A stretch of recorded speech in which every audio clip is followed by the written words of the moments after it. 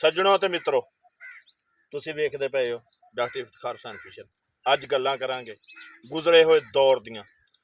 हुकूमत परेशान, मुल्क दे विच दंगा फसाद, बिल्कुल लोकल जिहड़ी सियासत आ उहदी तरफ दोबारा तवज्जो, हाँ पुरानियां बैठकां याद आउणियां दोबारा डॉक्टर साहब। ते कल कहंदे आटा भी लुटिया गया, आटे दा बुहरान। उधरों आटा फ्री ते दूसरे पासों आटा महंगा जी।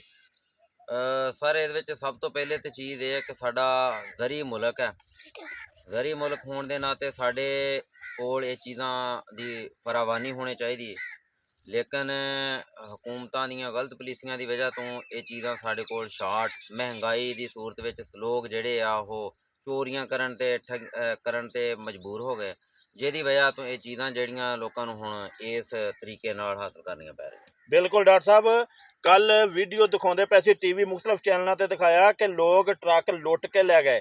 जिथे लैन च ला के आटा दिंदे सी उत्थे माइयां दे दुपट्टे लाते गए, माइयां डिग पईयां। हाँ जी, हाँ जी, आटा लुटन की हालत तुसीं देखो इत्थे तक पहुँच गई आ कि ज़री मुल्क होने के नाते हाँ जी। अगर ये हालात ने, पुराने बजुर्ग चंगे नहीं सी कि एक दूसरे की हैल्प करते सी, एक दूसरे के घर दाने आटा पहुँचाते सी हर किसी जरूरत दे दे टाइम, मतलब जरूरत कि दे टाइम। अगर देखते सी कि फलाने भरा कोल इस टाइम इस चीज़ की किल्लत है तो खुद छड्ड के आना।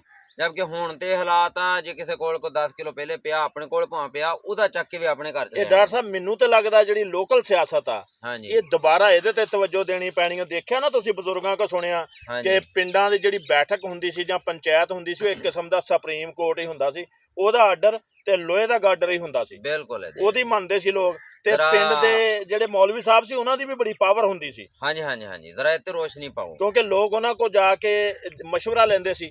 मैं सुनिया बजुर्गों कोलों कि एक जगह ते इंज होया कि बच्चा छोटा वेख रिहा सी हाँ घर, जी, ते ओहदी मां नूं ओहदे प्यो ने मारिया।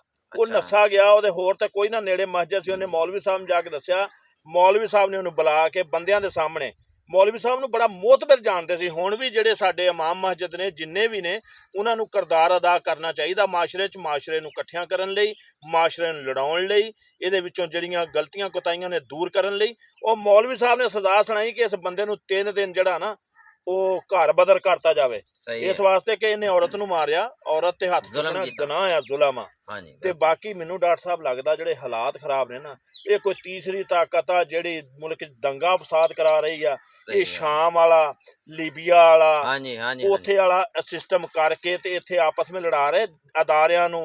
ਮੈਂ ਗੌਰਮੈਂਟ ਨੂੰ, ਆਵਾਮ ਨੂੰ, ਉਹਨਾਂ ਨਾਲ PDM। ਇੰਜ ਨਹੀਂ ਹੋਣਾ ਚਾਹੀਦਾ।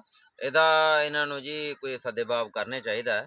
ਗੌਰਮੈਂਟ ਨੂੰ ਇਹਨਾਂ ਚੀਜ਼ਾਂ ਤੇ ਗੌਰ ਕਰਨੀ ਚਾਹੀਦੀ ਹੈ।